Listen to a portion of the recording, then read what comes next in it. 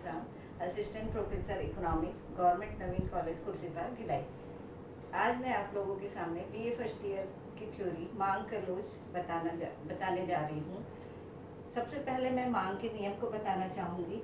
मांग का नियम हमें यह बताता है कि किसी वस्तु की कीमत में परिवर्तन होने के फलस्वरूप मांग की मात्रा में भी परिवर्तन होता है। यदि वस्तु की कीमत में वृद्धि होती है तो वस्तु की मांग में कमी आ जाती है। इसके विपरीत यदि वस्तु की कीमत में कमी आती है तो मांग में की मात्रा बढ़ जाती है। इस प्रकार से मांग का नियम एक परिमाणात्मक पहलू का अध्ययन करता है, किंतु अर्थशास्त्रियों ने यह महसूस किया कि मांग का नियम हमें मांग में परिवर्तन को तो बताता है, लेकिन कीमत के अनुपात में मांग में कितना परिवर्तन हुआ इसकी माप नहीं की जा सकती। इस कमी को दूर करने के लिए प्रोफेसर मार्शल ने मांग की लोच थ्योरी का प्रतिपादन किया। इस प्रकार से मांग की लोच का मतलब है इलास्टिसिटी ऑफ डिमांड। यदि किसी मांग अपने मूल स्वरूप से अगर कीमत में परिवर्तन होता है तो या तो उसका विस्तार होता है या फिर उसका संकुचन होता है, रबर की तरह। ये है मांग की लोच। इसकी परिभाषाओं पे मैं आना चाहूंगी। मांग की लोच मैंने अर्थ बता दिया। अब परिभाषा में प्रोफेसर बेनहम ने अपने विचार प्रस्तुत किए। उन्होंने कहा कि यह विचार कीमत की मात्रा में थोड़ा सा परिवर्तन होने के फलस्वरूप मांग की मात्रा में परिवर्तन का अध्ययन करता है। इसके पश्चात श्रीमती जॉन रॉबिन्सन ने मांग की लोच की व्याख्या करते हुए कहा कि मांग की लोच कीमत में आनुपातिक परिवर्तन के फलस्वरूप मांग की मात्रा में आनुपातिक परिवर्तन की व्याख्या करता है। इस प्रकार से दोनों परिभाषाओं का अगर हम विश्लेषण करें तो मांग की लोच का अर्थ यही हुआ कि कीमत में आनुपातिक परिवर्तन के फलस्वरूप मांग की मात्रा में किस अनुपात में परिवर्तन हुआ, ये है मांग की लोच। अगर इसको हम फार्मूले के रूप में लिखें तो ED equal to change of Q upon Q divided by change of P upon P into change of Q upon P into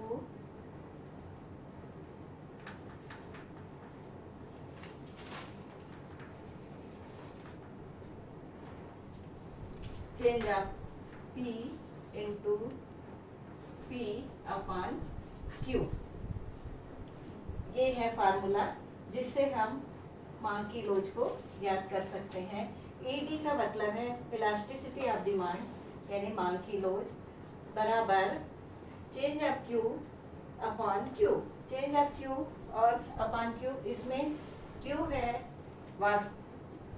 इसमें Q मांगी गई मात्रा है और चेंज ऑफ Q यानी परिवर्तित मांग, अपॉन चेंज ऑफ P यानी कीमत में आनुपातिक परिवर्तन भागी वास्तविक प्रारंभिक कीमत।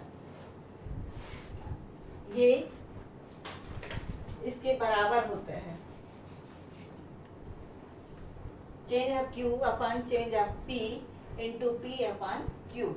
ये है मांग की लोच को निकालने का फार्मूला।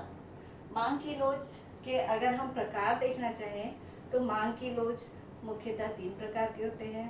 पहला मांग की कीमत लोच, दूसरा मांग की आय लोच और तीसरा है मांग की आड़ी लोच। मांग की कीमत लोच जो कि नाम से ही स्पष्ट है, मांग की कीमत लोच जो कीमत की सापेक्षता को बताता है, अर्थात वस्तु की कीमत में परिवर्तन होने के फलस्वरूप वस्तु की मांग में कितना परिवर्तन हुआ। यदि वस्तु की कीमत में वृद्धि हुई तो वस्तु की मांग में कमी आएगी, और वस्तु की कीमत में कमी आई तो वस्तु की मांग में वृद्धि होगी। तो ये है मांग की कीमत लोच। दूसरा है मांग की आय लोच। मांग की आय लोच हमें आय के अनुपात में वस्तु की मांग में परिवर्तन को बताता है। यदि एक व्यक्ति की आय में वृद्धि हो गई तो उसके फलस्वरूप उसकी मांगी गई मात्रा या उपभोग के स्तर में जो परिवर्तन आएगा उसे हम मांग की आय लोच कहते हैं। यदि आय में वृद्धि हुई तो वस्तु की मांग में भी वृद्धि होगी, और यदि व्यक्ति की आय में कमी आ गई तो उपभोग के स्तर में भी कमी आएगी।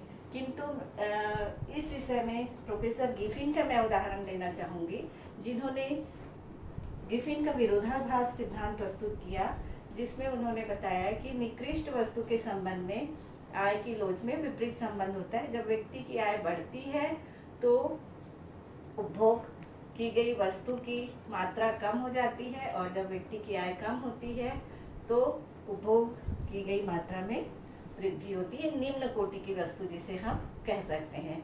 और तीसरा प्रकार है मांग की आड़ी लोच। मांग की आड़ी लोच का अर्थ है दो संबंधित वस्तुओं की मांग के अनुपात में, कीमत के अनुपात में मांग में परिवर्तन। यदि एक वस्तु की कीमत में वृद्धि होती है तो उसके फलस्वरूप दूसरी वस्तु की मांग में भी वृद्धि हो जाती है। उस स्थिति में मांग की लोच आड़ी होती है। इस प्रकार से मैंने मांग की लोच को बताना चाहा।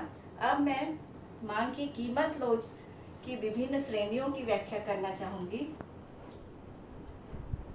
मांग की कीमत लोच की श्रेणी में पहली श्रेणी के अंतर्गत मैंने लिया है पूर्णतः बेरोजगार मांग। पूर्णतः बेरोजगार मांग का अर्थ है कि वस्तु की कीमत में चाहे जितना भी परिवर्तन हो जाए, वस्तु की मांग में कोई परिवर्तन नहीं होता। यदि वस्तु की कीमत में वृद्धि होती है तो भी मांग उतनी ही रहती है, और वस्तु की कीमत में कमी आती है तो भी मांग की मात्रा में कोई परिवर्तन नहीं होता। अर्थात इसमें मांग की लोच शून्य के बराबर होता है। इसको मैं एक रेखा चित्र के माध्यम से आप लोगों को बताना चाहूंगी।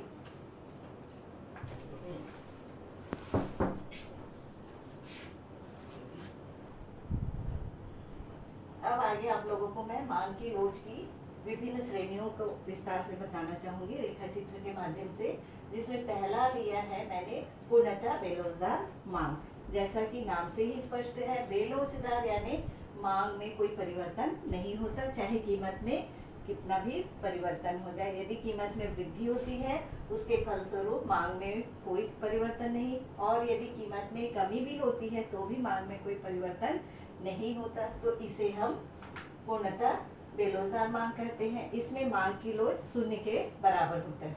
इसको मैं रेखा चित्र से आप लोगों को बताना चाहूंगी।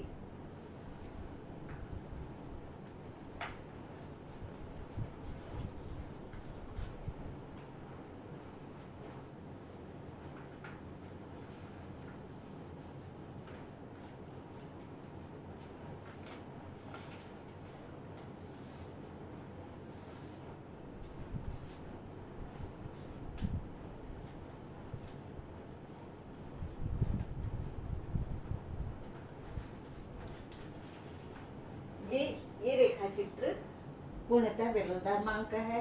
जैसा कि आप लोग देख रहे हैं, इसमें ओ एक्स अक्ष पर वस्तु की मांग की मात्रा को बताया गया है और ओ वाई अक्ष पर वस्तु की कीमत को बताया गया है। यदि वस्तु की कीमत 15 रुपए के बराबर है तो वस्तु की मांग ओडी के बराबर है। वस्तु की मांग ओडी के बराबर है। अब अगर हम दूसरी स्थिति को देखना चाहे तो वस्तु की कीमत में वृद्धि हो गई, 15 रुपए से बढ़कर वो 20 रुपए हो गई, तो भी वस्तु की मांग ओडी के ही बराबर है, अर्थात मांग में कोई परिवर्तन नहीं हुआ। इसके विपरीत अगर हम देखें तो वस्तु की कीमत 15 रुपए से घटकर 10 रुपए हो गई, तो भी वस्तु की मांग ओडी के ही बराबर है, अर्थात कीमत में चाहे परिवर्तन हो जाए, वस्तु की मांग में कोई परिवर्तन नहीं हो रहा। ये है मांग पूर्णतः बेरोजगार मांग। इसमें दीदी रेखा मैंने मांग रेखा को बताया है, जो कि एक खड़ी लंबवत रेखा है, अर्थात स्थिर है। इसमें ईडी इक्वल टू 0, इसका मतलब है कि इलास्टिसिटी ऑफ डिमांड 0 है, कोई परिवर्तन नहीं हो रहा है, पूर्णतः बेरोजगार मांग। दूसरी श्रेणी के अंतर्गत बेरोजगार मांग।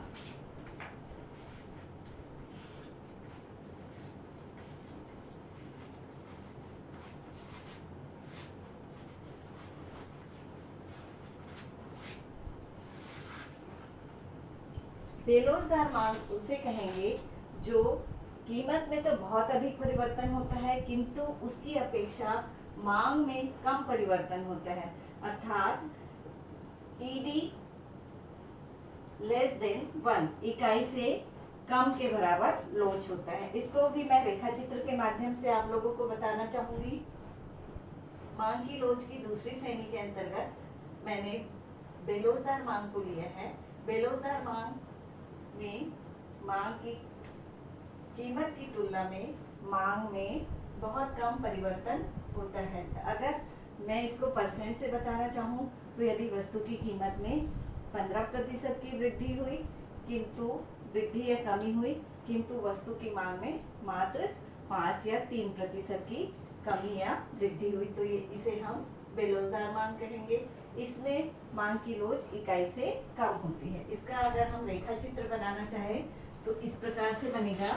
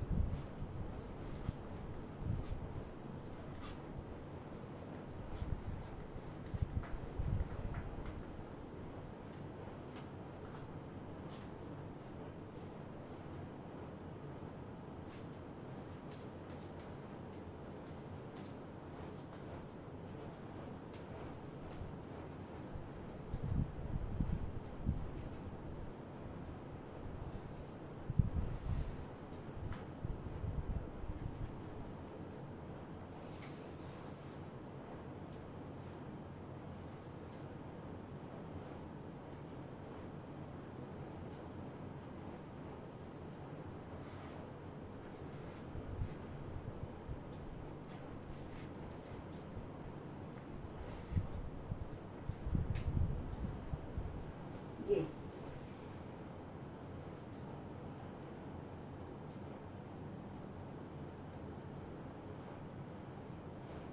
ओ एक्स अक्ष पर वस्तु की मांग को बताया गया है, ओ वाई अक्ष पर वस्तु की कीमत को। यदि वस्तु की कीमत 30 रुपए है और वस्तु की मांग 10 रुपए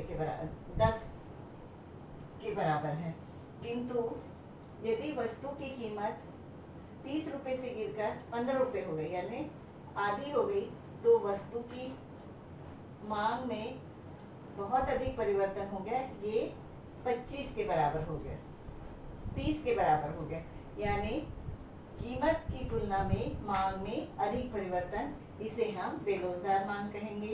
ED less than 1।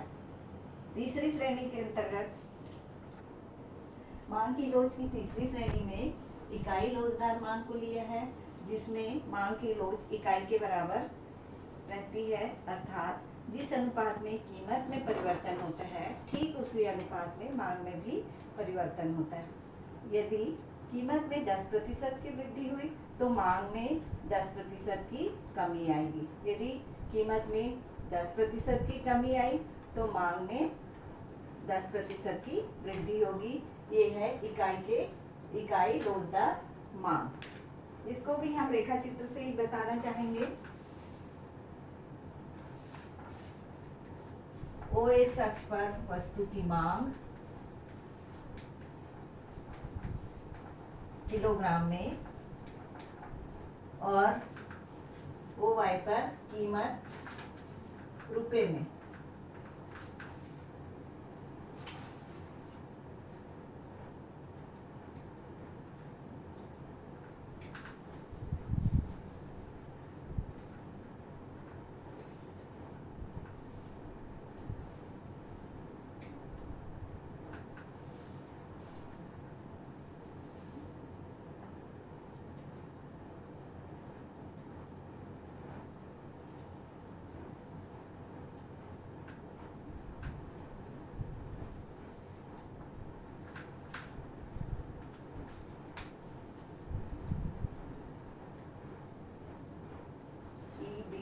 Equal to 1 में मांग की लोच इकाई के बराबर होती है। ये है इकाई लोचदार मांग। अब चौथी श्रेणी के अंतर्गत अधिक लोचदार मांग। अधिक लोचदार मांग।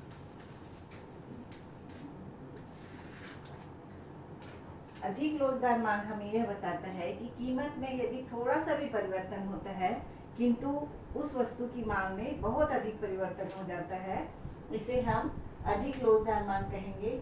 इस प्रकार की वस्तु विलासिता की वस्तु होती है जो कि कीमत में थोड़े से परिवर्तन का प्रभाव मांग पर बहुत अधिक पड़ता है। इसको मैं रेखा चित्र के माध्यम से बताना चाहूंगी।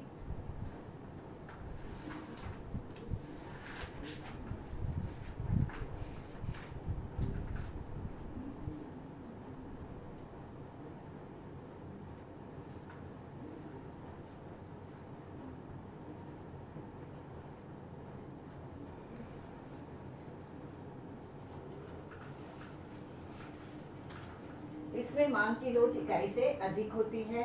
इस रेखा चित्र में O x अक्ष पर वस्तु की मांग, O y पर कीमत। यदि वस्तु की कीमत 9 रुपए है तो वस्तु की मांग 9 किलोग्राम है, और यदि वस्तु की कीमत 9 से 6 रुपए घटकर 6 रुपए हो गई तो वस्तु की मांग में बहुत अधिक परिवर्तन आ गया, ये 40 के बराबर हो गया। अर्थात कीमत की अपेक्षा मांग में बहुत अधिक परिवर्तन, इसे अधिक लोचदार मांग कहेंगे। अब पांचवा और अंतिम श्रेणी के अंतर्गत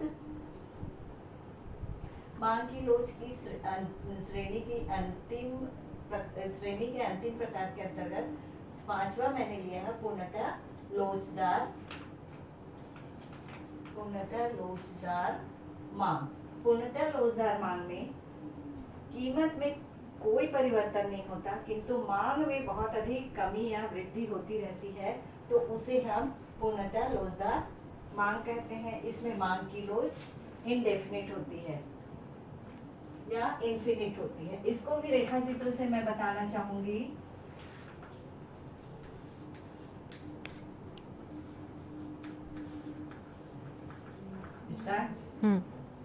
इस प्रकार की वस्तुएं सामान्यतः दैनिक जीवन में हमें देखने को नहीं मिलती, क्योंकि मांग का नियम ही कहता है कि वस्तु की कीमत में परिवर्तन के फलस्वरूप वस्तु की मांग में परिवर्तन होता है। लेकिन पूर्णतः लोचदार मांग में तो कीमत में कोई परिवर्तन नहीं हो रहा है, लेकिन मांग में बहुत अधिक परिवर्तन हो रहा है।